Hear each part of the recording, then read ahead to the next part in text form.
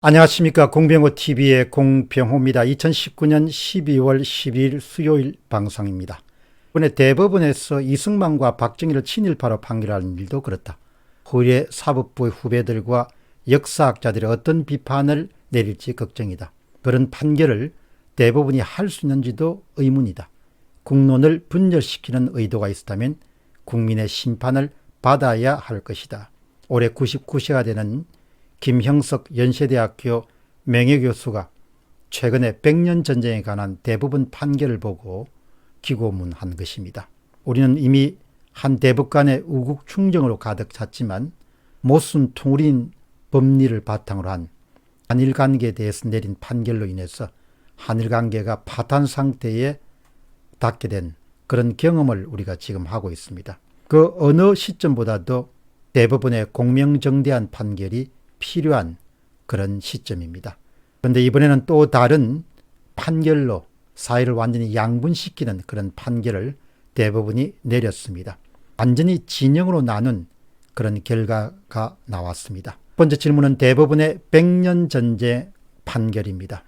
양식 있는 사람들은 민족문제연구소가 제작한 백년전쟁이라는 그런 영상물이 이승만 대통령과 박정희 대통령 두 인물을 의도적으로 음해하고 공격하기 위한 정치 선전물이라는 사실을 알고 있습니다.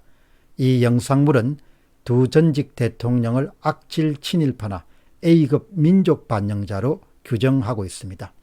또 이 방송은 사실을 많이 왜곡했습니다. 예를 들면 미국 의회의 프레이저 보고서의 일부 내용을 인용해서 박정희 전 대통령이 수출 주도형 공업화 전략을 선택한 것이 아니고 미국에 의해서 어쩔 수 없이 선택했다, 이렇게 주장합니다. 그러나 저는 이 부분을 연구한 적이 있기 때문에 미국은 한국이 산업화를 스스로 할 수 있는 능력이 있다고 생각한 적도 없고 한국 스스로 산업화를 하라고 재촉한 적도 없습니다. 수출 주도형 산업 전략은 박정희 대통령이 화폐 개혁을 통해서 내자를 조달하려는 몇 번의 시도를 한 끝에 실패한 다음에 미국 유학파인 관리들과 그 다음에 특히 이병철 회장을 비롯한 기업인의 조언을 받아들여서 일본과 같은 수출 지향형 공업 전략을 선택한 것입니다. 이런 부분을 완벽하게 백년전쟁은 왜곡했습니다. 그러나 문 대통령에 임명된 5명의 진보 성향 대법관들은 백년전쟁이 문제가 없다, 이렇게 판결을 내렸습니다. 결과적으로 대법원에서 백년전쟁에 대한 판결 결과는 6대6이었습니다. 진보 측 6명 그리고 보수 측 6명이 팽팽하게 맞선 가운데서 캐스팅 보트를 진 김명수 진보 진영의 대표주자인 대법원장이 진보 측의 손을 들어주는 그런 결과를 낳았습니다. 결과적으로 백년전쟁은 사실을 왜곡한 적이 없다, 이런 황당한 판결을 대법원들이 대법원 판결로서 확정되게 된 셈입니다. 양식 있는 사람으로서는 대법원의 균형을 잃어버린 그런 판결이다, 이런 생각을 갖게 됩니다. 다음 질문은 기울어진 운동장으로 달려가는 대법원입니다. 문재인 대통령은 박근혜 전 대통령의 탄핵으로 말미암아서 대법관 총 14명 가운데 13명을 임명하게 되는 그런 막강한 특권을 갖게 됐습니다. 지금까지 대법원장과 대법관 9명을 교체했습니다.